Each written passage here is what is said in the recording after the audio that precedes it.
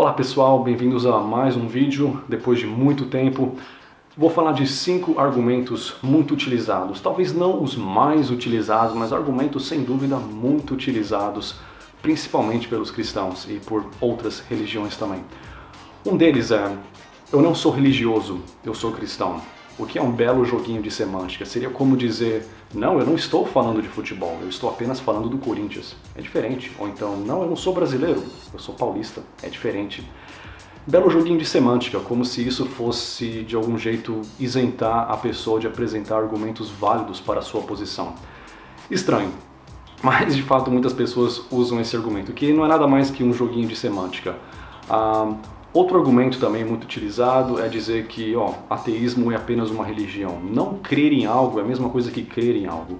Então, se eu conto para você a história do grande buga-buga da montanha e que ele te ama e que ele tem um filho que morreu por você, e que se você não acreditar nele, você vai ser jogado no vulcão do fogo eterno. Ora, você não acredita no que eu estou falando? Então você passa a fazer parte da religião dos que não acreditam no grande buga-buga da montanha. É exatamente isso, já que não acreditar em uma coisa é uma religião. Ou então, se for desse jeito, não jogar futebol deve ser um esporte, ou então não falar grego é uma língua, a qual eu estou falando agora fluentemente. Eu já fiz um vídeo especificamente sobre isso, então não vou estender muito o assunto aqui, mas é algo que demonstra uma superficialidade de pensamento. Nossa, se eu for falar isso, eu vou ter que me repetir em todos os vídeos várias vezes, porque muitos dos argumentos usados, argumentos entre aspas, não sei nem se o termo argumento se aplica aí, o pseudo-argumento talvez. Muitos desses argumentos demonstram uma superficialidade absurda de pensamento. A pessoa que realmente não pesquisou, não pensou sobre talvez algum argumento contrário à sua posição. A pessoa que está simplesmente repetindo o que o pastor falou, o que o outro falou, o que ela viu no comentário de outra pessoa. Ela não está pensando, ela está simplesmente utilizando pensamentos automáticos e já pré-pensados. Então, enfim, basicamente isso. Agora, o próximo que eu anotei aqui é que a religião é a base para a moralidade. Escrituras é a base para a moralidade, que eu não posso falar isso sem dar risada. Vou até me controlar aqui para não dar gargalhado, porque é realmente, ou melhor, talvez deveria chorar, porque é triste isso, Você pensar que um livro que apoia a escravidão, um livro que apoia essas... olha que legal aqui, Depois de falar, não matarás, olha aí o que Deus fala para Moisés fazer. Que legal, Um livro que fala sobre tudo isso, vem falar que isso é a base da moralidade. Mas tem coisas boas nesse livro. Sim, e também na história do Spider-Man, na história do desenho Liga da Justiça, também há muitas coisas bonitas sobre heróis protegendo os mais fracos. Você pode muito bem encontrar muita moralidade nos desenhos da Disney também. E aí, quer dizer então que esses desenhos têm origem divina? Não.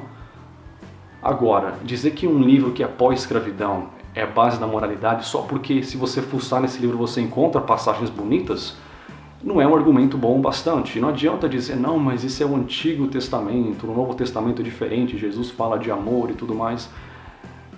Foi exatamente no Antigo Testamento que nós encontramos os 10 mandamentos, que é muito utilizado também, não dá para separar tanto assim. Tudo bem a vinda de Jesus e tal, mas e quanto ao fato de que Jesus não falou nada sobre a escravidão, contra a escravidão na verdade, muito pelo contrário, ele utilizou escravos nas analogias dele, e também a questão de tortura eterna, que ainda não existia no Antigo Testamento, ela foi introduzida aí pelo belo, não vou nem dizer profeta, porque Jesus é profeta para os muçulmanos, para os cristãos já é muito mais que isso.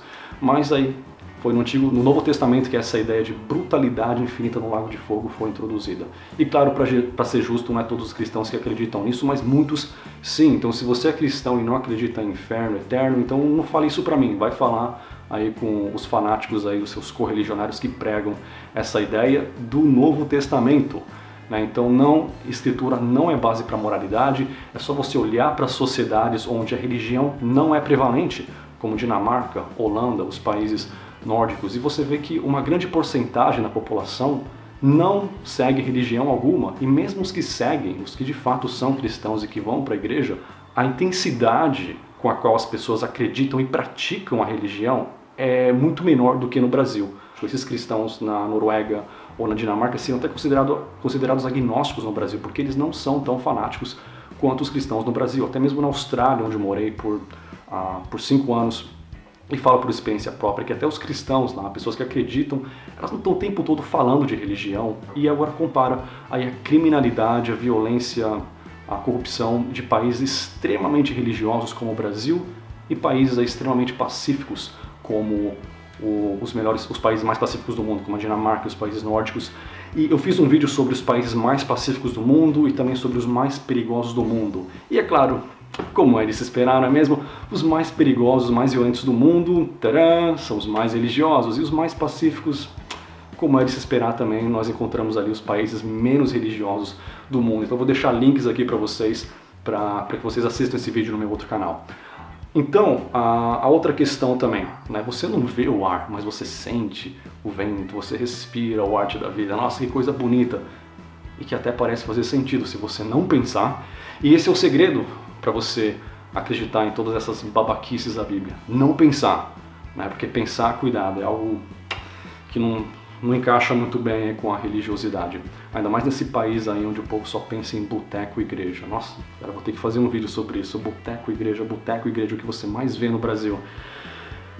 Certo, Deus é como ar. Mas não, porque o ar, na verdade, você não vê, mas você pode medir, você pode encher uma bexiga e ver ali o ar em movimento, você pode medir a temperatura do ar, medir o peso do ar, medir a composição do ar. E quando você faz essas medições, pega um cientista no Brasil estudando o ar e outro lá na China também estudando o ar, medindo a temperatura, a composição, eles chegam às mesmas conclusões, certo?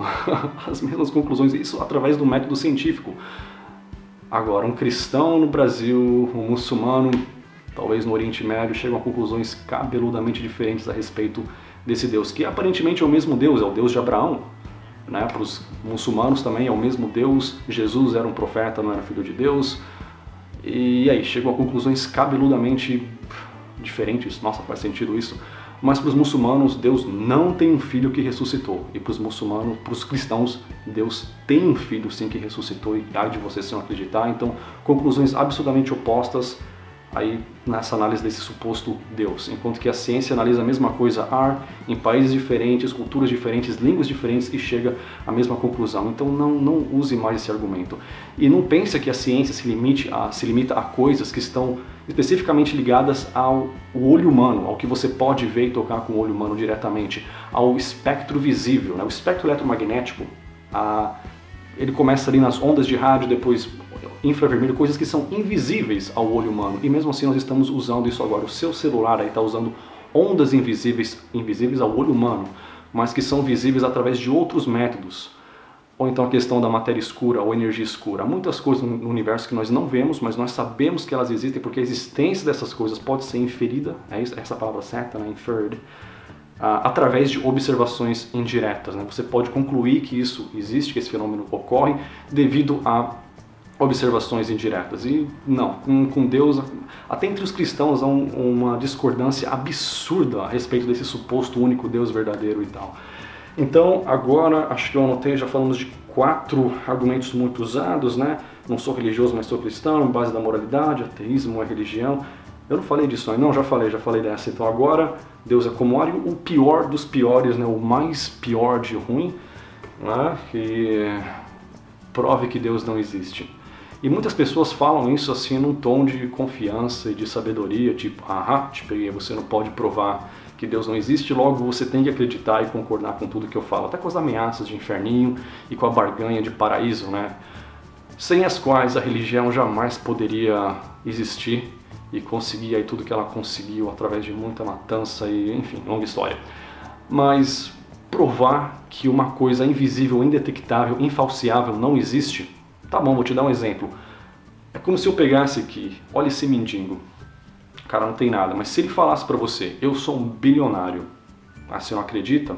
Toda a minha fortuna está escondida em um container gigante, cheio de pedras preciosas, diamantes, notas de 500 euros, tudo isso está escondido, enterrado ali no lado escuro da lua.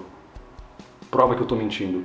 E aí, como que você vai provar que não? Você vai pegar um foguete até o lado escuro da lua, sair cavando para provar que esse mendigo não é um bilionário?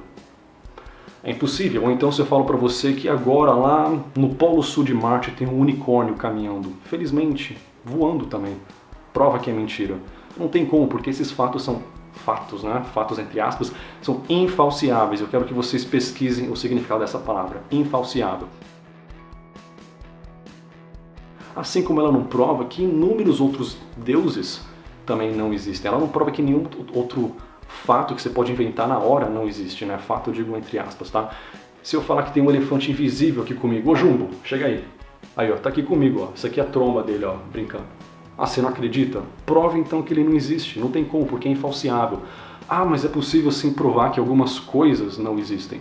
Sim, de fato, se a hipótese for falciável, e tá aí outro termo, acho que eu tô falando grego aí com as pessoas que pensam mais em acreditar do que em pensar, né? Mas eu já até citei um exemplo no outro vídeo, mas como essa pergunta é muito frequente, eu vou falar um pouco mais. Se a coisa for falciável, se eu falo que tem um elefante no meu quintal e você fala que não tem, você pode provar que o elefante não existe. Porque o elefante é um animal grande, você pode ver ele, você pode tocar, você pode tropeçar no cocô dele, e mesmo sem ver ele, você vê as pegadas da destruição, você ouve o barulho, então dá para provar que o elefante não existe. Simples. Agora, se eu falo que o elefante é invisível, é indetectável, e que você tem que ter fé para acreditar, e que ele não interage com o mundo físico, ele não faz cocô, ele não deixa pegadas nenhuma, ele não quebra nada, porque ele é um elefante espiritual, ele voa, entra, passa por paredes. E aí, prova que ele não existe? Não tem como. Então tá aí, o seu Deus, o qual a ciência não pode provar que não existe, está na mesma categoria do meu elefante invisível imaginário que você, nem o Papa e nem o melhor cientista vai poder provar que não existe. Não é mesmo, Jumbo? Ele está desse lado aqui agora. Mas enfim, é um exemplo propositalmente tosco para responder outra pergunta tosca, né? Acho que esse termo vai ser válido. Mas enfim, acho que é isso por enquanto. Tô meio fora de forma aí porque faz muito tempo que eu não faço vídeo, mas eu vou tentar postar com mais frequência nesse canal. Então, muito obrigado. Deixe seu comentário aí, por favor, nem que seja para me xingar. Eu adoro os haters, porque essas pessoas também ajudam muito na audiência, né? Sem elas seria chato, né? Não ter um debate. Mas então é isso. Muito obrigado e até o próximo vídeo.